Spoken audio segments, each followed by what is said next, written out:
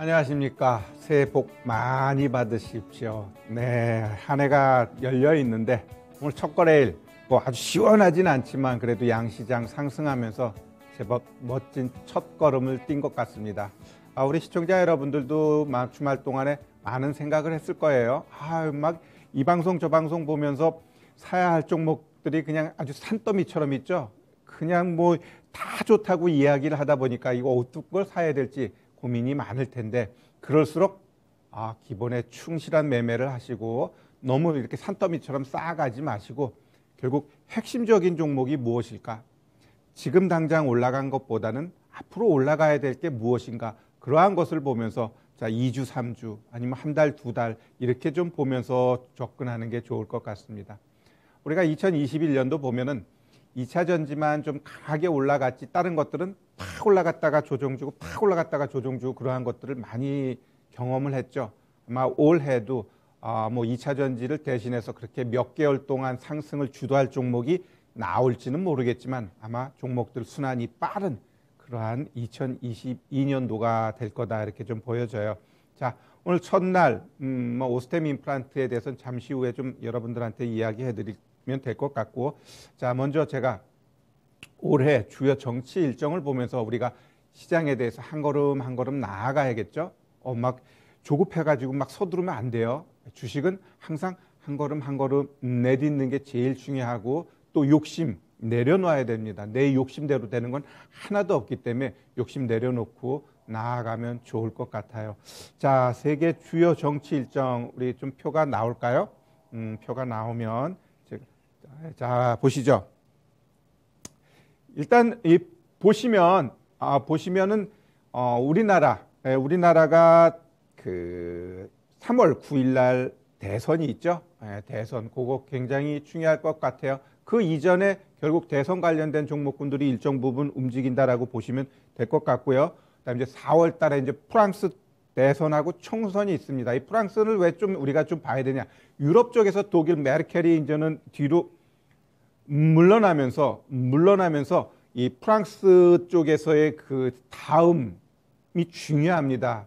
독일 다음으로 프랑스의 입김이 세기 때문에 이번 대선 총선도 좀 우리가 잘 봐야 될 것 같고요. 그다음에 이제 6월 1일 날 우리 지방선거 있죠. 그거하고 그다음에 11월 8일 날 미국의 중간선거, 이 정도는 우리가 좀 어떤 방향으로 갈지 거기에 맞춰서 시장 전략 짜는 게 좋을 것 같고요. 제가 작년도 우리 시장하고 미국 시장에 등락률을 한번 좀 계산해 봤습니다. 계산기 두들기면서 다 해봤어요. 자, 일단 우리 거래소 코스닥, 즉 시가총액 처음 거래했을 때하고 말일날 종가로 했을 때 우리 거래소는 3.58%밖에 안 올랐고요. 코스닥 같은 경우 6.72%밖에 안 올랐어요. 반면에 다우는 18%, 나스닥 S&P는 20%, 26% 상승했습니다. 반면에 저점과 고점, 즉 저점 고점이 우리 지금 17%, 20% 이렇게 나타났다는 건 뭘 의미할까요? 많이 흔들렸다라는 거죠.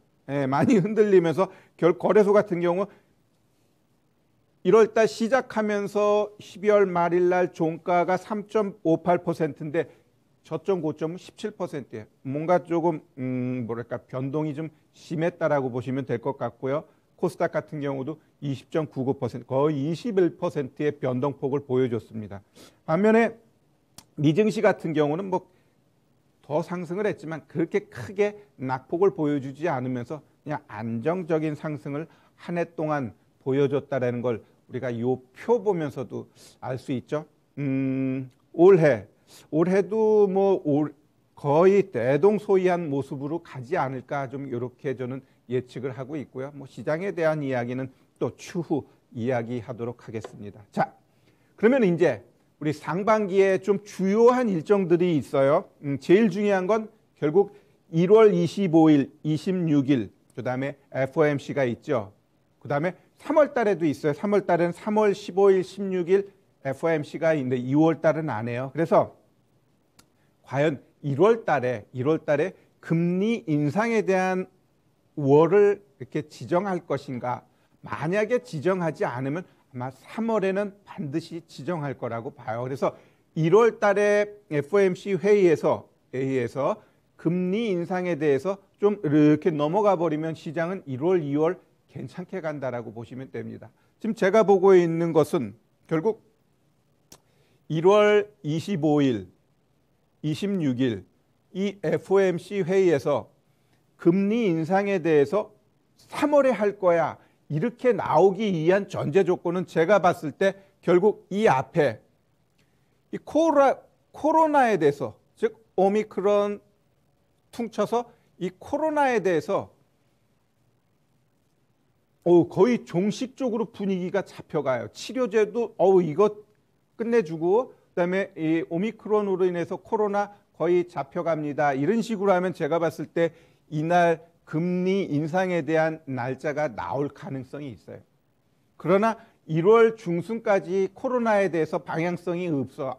계속해서 이 코로나 문제가 대두돼. 그러면 여기서 이야기하기보다는 오히려 3월 달에 할 가능성이 있고 그럼으로 인해 가지고 1월, 2월 장은 괜찮아질 수 있다라고 봐요. 그러면 3월 달 FOMC 3월 15일, 16일 날 하는 그때는 분명히 1월, 2월 되면 어떻게 코로나에 대해서 어느 정도 많이 다운될 거예요.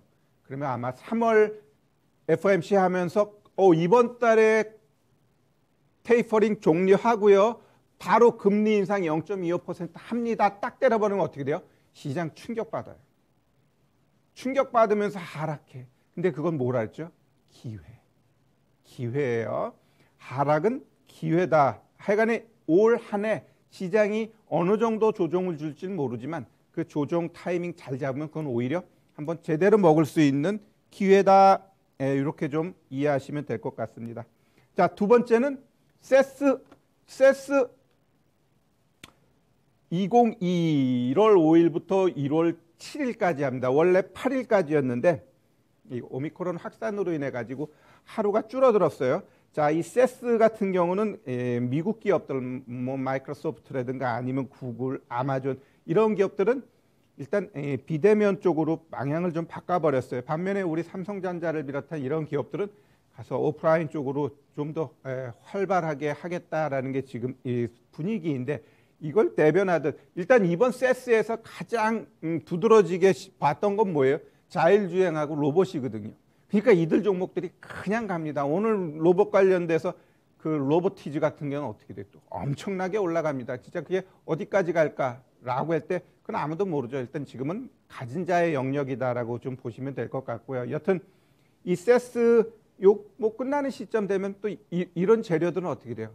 사그러듭니다. 아마 뭐 5일부터 7일 사이에 뭔가 획기적인 뭐 새로운 아이템 뉴스가 통 튀어나오면 그거 관련된 종목이 또 나올 수는 있겠지만 일단 이제 5일부터 7일까지 한 이거에 대해서 로봇이라든가 자율주행은 이미 좀 선반영됐어요. 그렇기 때문에 오히려 뭐 두산 같은 경우 뭐 수소차 관련된 것들을 좀 많이 그 뭐랄까 전진 배치하겠다 뭐 이런 얘기 있는데 뭐 그런 것들도 한번 최근에 수소 관련돼서 현대차 그 오보로 인해 가지고 급락 나왔잖아요. 뭐 그런 종목군들도 일정 부분 올라갈 수 있다 이렇게 좀 보시면 될 것 같고요. 여튼 2차 전지 같은 종목 오늘 뭐 많이 하락했지만 제 입에서 2차 전지 좋게 이야기한 건 없죠. 거의 2달 동안. 왜냐하면은 너무 많은 시세를 줬고요. 그들에 대한 방향성은 일단 1월 달에 있는 LG 에너지 솔루션 이 상장 이후 흐름 보면서 진짜는 2차 전지 없이 못 살아.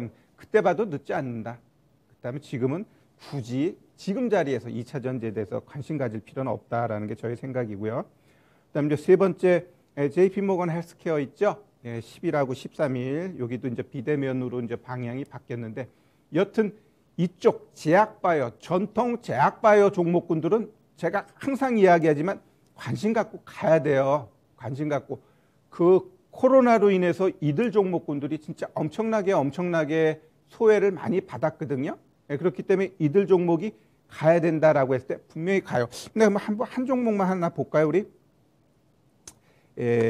이 영진약품 이 종목 같은 경우도 진짜 어마무시하게 하락했던 종목입니다. 이 보시면은 작년 연말이었어요.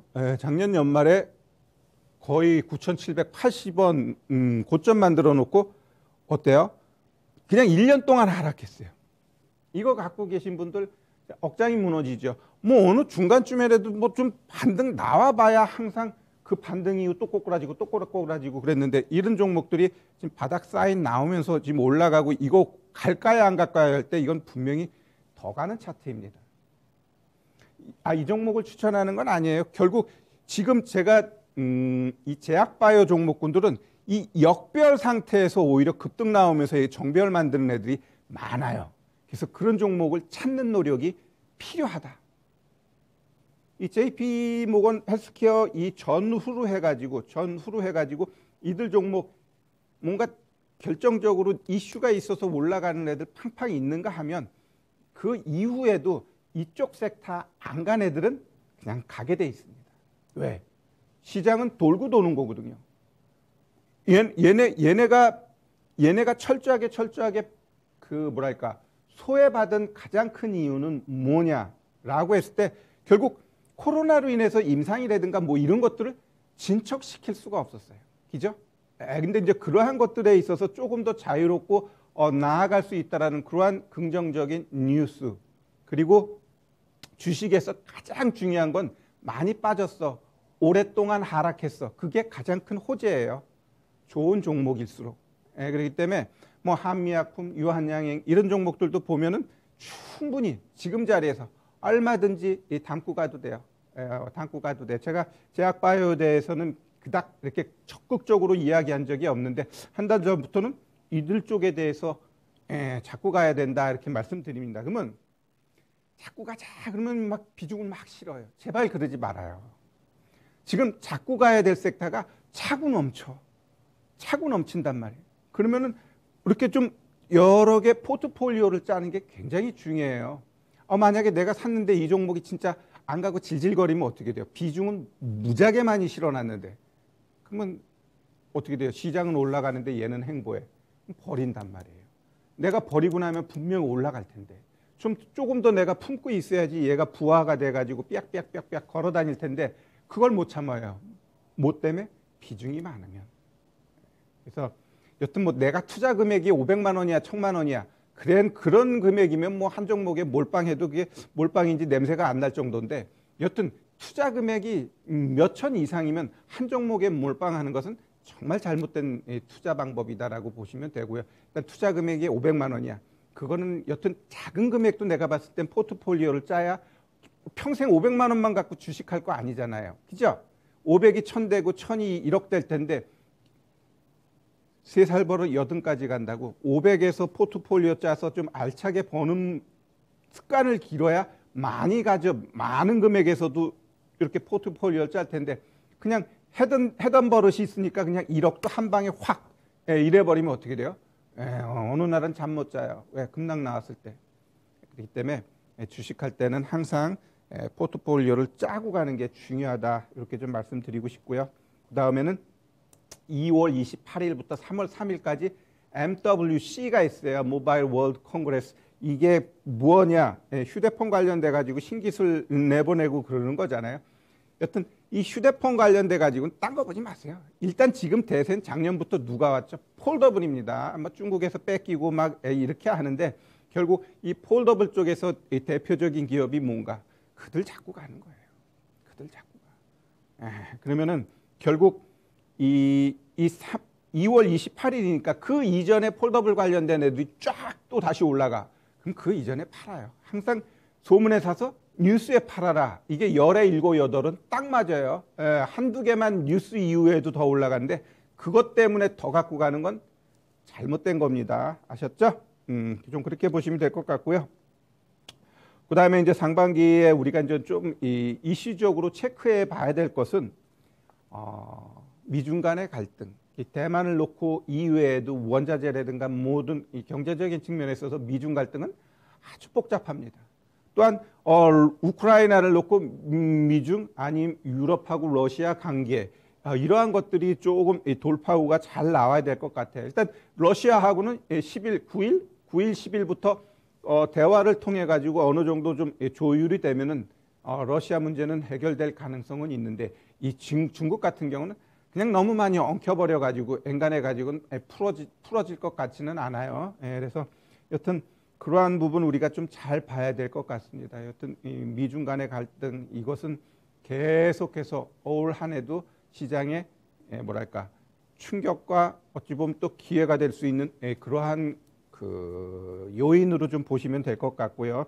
여튼 중국 동계올림픽이 있죠. 2월 4일부터 20일까지 있는데 그때까지는 아마 그렇게 막 리스크적인 일은 없을 거예요. 그래서 일단 올림픽 끝나고 나면은 좀 어떻게 좀 이제 발톱을 드러낼지 아닐지 그건 좀 그때 가봐야 될 것 같아요. 그래서 동계올림픽이 있는 2월 중순까지 뭐 내가 봤을 땐 크게 불거질 것은 없다. 그렇기 때문에 시장도 아까 이야기했던 FOMC 회의에서 그 1월 달에 있는 FOMC 회의에서 금리 인상에 대해 어떤 3월이고 4월이고 딱 지정을 해버리면 일단 충격이 한번 와요. 충격이 한번 오는데 그러한 것이 없다고 한다면 제가 보고 있는 1월, 2월 시장은 괜찮다. 괜찮다라고 보시면 되고 지금 코스닥 같은 경우는 이 기세면은 한번 신고가도 나올 것 같아요. 코스닥이 신고가 나오면은 뭐 거래소 같은 경우도 좀 어느 정도 쫓아가면서 신고가 나올 수도 있을 것도 같고 여튼 거래소 같은 경우는 삼성전자의 역할도 중요하고요. 일단 수급이 받쳐줘야 되거든요. 그래서 전체적인 수급이 삼성전자 하나만 올라가서 되느냐 안 돼요. 우리 막 시장에서 지금 차 얘기를 많이 하죠. 현대차, 기아차 얘네들도 같이 동반해서 좀 올라가 주게 되면 시장 신고가 나와요. 신고가 나올 때는 우리가 뭘 해야 되죠? 신고가 나오면 감사합니다 하고 또 이제 하방에 대해서도 생각을 좀 해봐야 돼요. 하방에 대해서. 그래 보시고 그다음에 기후 이변 지금 미국 같은 경우 캘리포니아 같은 경우 산불 무지하게 많은데 지금 콜로라도에서도 산불이 나가지고 재난 지역 선포한다 뭐 이런 이야기가 많아요. 콜로라도는 그래도 눈 많이 오고 산악지대고 그래서 산불 그런 게 없었는데 이번에 아주 크게 난 것 같습니다. 그다음에 알래스카 같은 경우는 지금 영하 20도여야 되는데 영상 20도라고 하고요. 여튼 지금 글로벌 전체적으로 기후 이변이 엄청나게 지금 나타나고 있습니다. 그래도 우리 대한민국은 겨울답게 좀 매섭게 춥고요. 또 사만사원 뭐 어느 정도 좀 나타나는 것 같아요. 축복받은 나라가 아닌가 이렇게 생각됩니다. 여튼 우리만 봤을 때 기후 이변 그거 그렇게 생각해야 되나 해야 되는데 일단 글로벌 전체적으로 봤을 땐 굉장히 문제가 되고요. 결국 이런 기상 이변에 따라서 올 한 해 제가 한번 센세이션하게 좀 분위기 잡을 수 있는 게 에그플레이션이라고 저는 생각하고 있어요. 그래서 에그플레이션 관련돼 가지고는 비료라든가 아니면 사료 이런 종목군도 한 8, 9개 돼요. 뭐 관심 갖고 좀 보시면서 이게 연초에 나올지 중에 나올지 아니면 연말에 나올지 나도 몰라요. 그러니까 관심 갖고 잘 보시면 좋을 것 같아요. 근데 종목들은 바닥권에 있기 때문에 그냥 뭐 조금 줍줍하는 것도 나쁘지 않을 것 같습니다. 그다음에 이 코로나 종식이 되게 되면 시장은 냉정해질 수 있습니다. 이게 무슨 말이냐? 아기가 아프면 웬만한 어리광 다 받아주죠. 아이 그래 뭐 먹고 싶어 깎아 뭐 이런단 말이야. 근데 얘가 이제 다 나았어요. 그러면 막 앵앵앵 이놈의 새끼가 어디서 어리광이야? 빨리 가서 공부해. 이렇게 돼버리죠.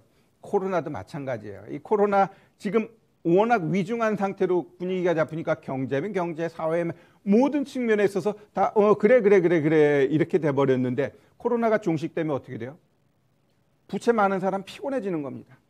안 봐줘. 왜? 아니 뭐 시장에 크게 리스크가 없는데 능력 안 돼? 아웃. 기업도 아웃. 이렇게 돼버릴 수가 있어요. 그렇기 때문에 개인도 문제예요. 기업도 문제예요. 부실한 국가도 문제가 될 수 있어요. 그래서 이 코로나가 종식됨으로 인해 가지고 시장은 굉장히 냉혹해질 수 있고 이 사감 선생님처럼 뭔가 크게 문제가 될 가능성이 있다라고 보여집니다. 그래서 오히려 코로나가 종식됐으니까 모든 게 잘 될 거야. 잘 된다는 이면에 그만큼 못 쫓아오는 애들은 어떻게 돼요? 도태되게 돼 있어요. 그래서 그 부분도 우리가 잘 챙겨봐야 될 것 같고요.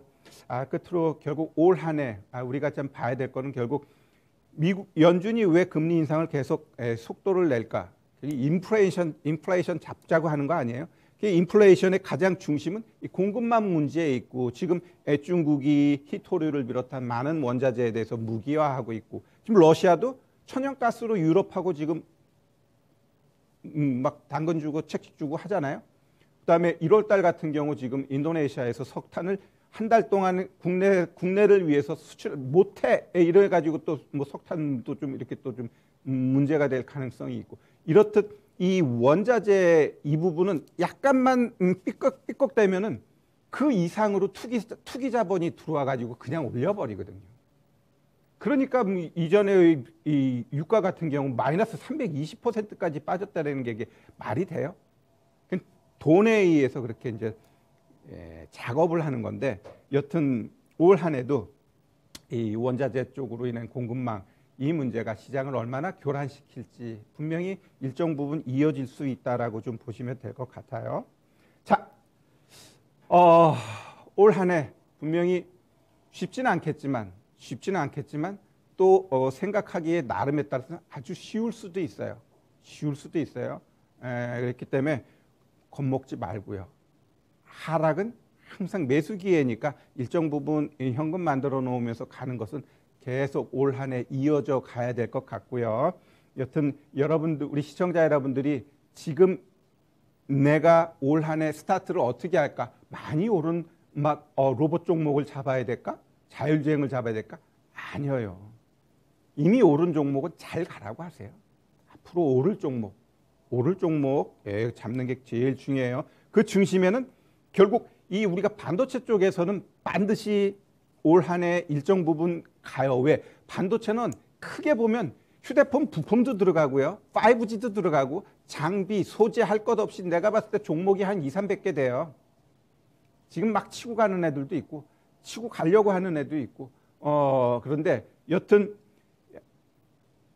그 작년 말에 핫했던 게 DDR5죠. 결국 기판, 이 기판이라는 게 결국 뭐 심텍, 대덕전자 이런 것만 있는 게 아니에요. 그 하단에 있는 종목군들도 우리가 관심 갖고 보면은 이제 막 가려고 하는 애들 많다라는 것 아셔야 될 것 같고 좋든 싫든 3월 9일 이전 아마 1월, 2월 언제 1월이지요. 뭐 오늘 같은 경우도 특수건설 또 지하 얘기 나오니까 어떻게 개 떴다가 또 내려오지만 추세 자체는 살아있어요. 결국 이 건설주 같은 경우 대형주들은 움직임이 둔하지만 그냥 올 한 해 봤을 땐 분명히 일정 부분 올라간다고 보시면 될 것 같고요. 좀 빠르게 움직이길 원하면 중소형 건설사들 충분히 매력적으로 보시면 될 것 같고 끝으로 바닥권에 있는 제약바이오도 놓치지 말자 이렇게 좀 말씀드리고 싶습니다. 올 한 해도 우리 시청자 여러분들 성공 투자하시고 돈 많이 버시고 그리고 잠시 후 6시에 제가 또 공개 방송에서 또 알찬 정보 드리도록 하겠습니다. 고맙습니다.